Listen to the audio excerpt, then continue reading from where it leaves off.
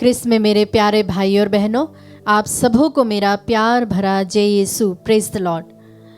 आज के मनन चिंतन के लिए हम लेंगे सन्मति का सुसमाचार अध्याय 8 पद संख्याएं 18 से 22 तक। आप सभी अपने पवित्र वचन को खोलें और हम इसे मिलकर पढ़ें। सन्मति का सुसमाचार अध्याय 8 पद संख्याएं 18 से 22 तक। अपने को भीड़ से घिरा देखकर ईसा ने समुद्र के उस पार चलने का आदेश दिया। उसी समय एक शास्त्री आकर ईसा से बोला, गुरुवर, आप जहाँ कहीं भी जाएंगे मैं आपके पीछे पीछे चलूँगा।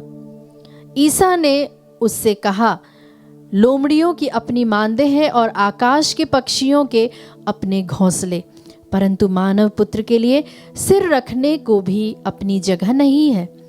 शिष्यों में किसी ने उनसे कहा, प्रभु, मुझे पहले अपने पिता को दफनाने के लिए जाने दीजिए। परंतु ईसा ने उससे कहा, मेरे पीछे चले आओ, मुर्दों को अपने मुर्दे दफनाने दो। प्रभु का पवित्र सुसमाचार। हे क्रिस्त, तेरी स्तुति हो। प्यारे विश्वासियों, हमने अभी अभी सन्मति का सुसमाचार अध्याय 8 पद संख्याएं 18 से 22 को सुना और उसे पढ़ा, और उसमें यीशु के अनुयायी बनने की कीमत और समर्पण की आवश्यकता पर प्रकाश डाली गई है।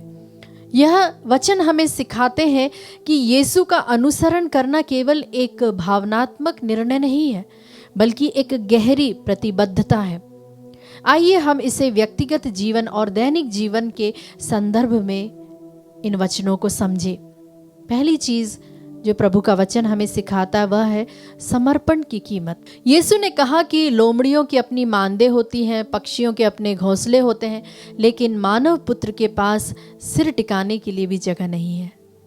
प्यारे विश्वासियों, इसका अर्थ है कि यीशु का अनुसरण करने के लिए हमें अपने भौतिक सुविधाओं और आराम को त्यागने के लिए तैयार रहना होगा। यह हमें सिखाता है कि सच्चा विश्वास त्याग और समर्पण की मांग करता है। दूसरी बात है प्राथमिकता का चुनाव। जब एक शिष्य ने कहा कि वह पहले अपने पिता को दफनाने जाएगा, तो यीशु ने उत्तर में उस व्यक्ति से क्या कहा? मेरे पीछे चले आओ और जो मरे हुए हैं उनको अपने मुर्दे गाड़ने दो। इसका अर्थ है कि यीशु का अनुसरण हमारी प्राथमिकता होनी चाहिए और हमें सांसारिक जिम्मेदारियों से ऊपर प्रभु को रखना होगा। ध्यान करने वाली बातें हैं प्यारे विश्वासियों, वह है त्याग और समर्पण। क्या हम अपने जीवन में यीशु के लिए त्याग करने के लिए तैयार हैं? हमें अपने आराम और सुविधाओं को छोड़कर दूसरों की सेवा करने और ईश्वर की इच्छा पूरी करने के लिए तैयार रहना होगा। दूसरी बात है प्राथमिकता और विश्वास। क्या हम अपने सांसारिक कार्यों में यीशु के अनुसरण से प्रभु को ऊपर रखते हैं? हमें अपने जीवन में परमेश्वर को सर्वोच्च स्थान देना है और उनकी शिक्षाओं का पालन करना है।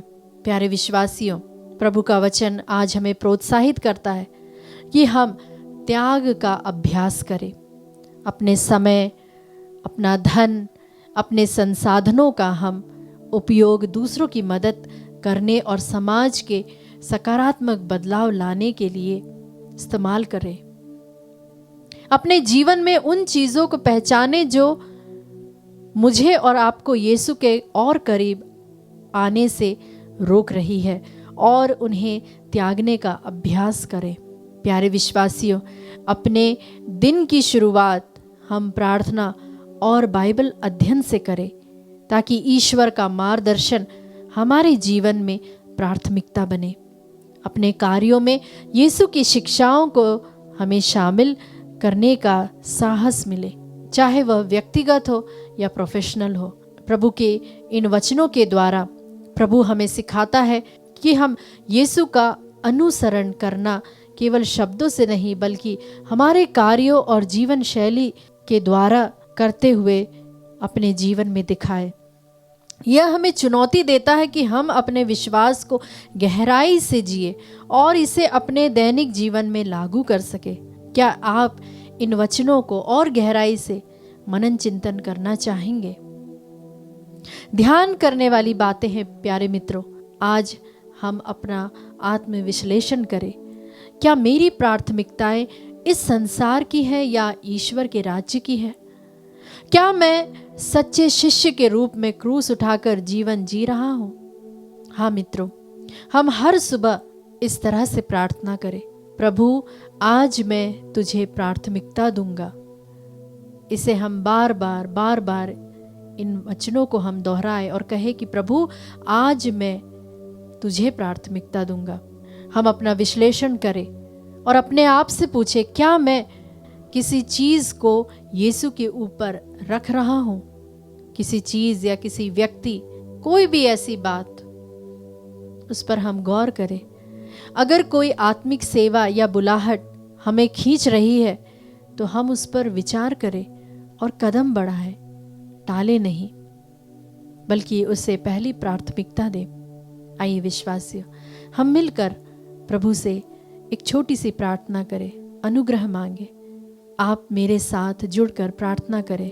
हे यीशु, तूने मुझे बुलाया है कि मैं तुझे पूरे मन, आत्मा और शक्ति से प्रेम करूं और तेरा अनुसरण करूं। मेरे हृदय में जो भी पहले मुझे जैसे बाधाएं हैं उन्हें दूर कर।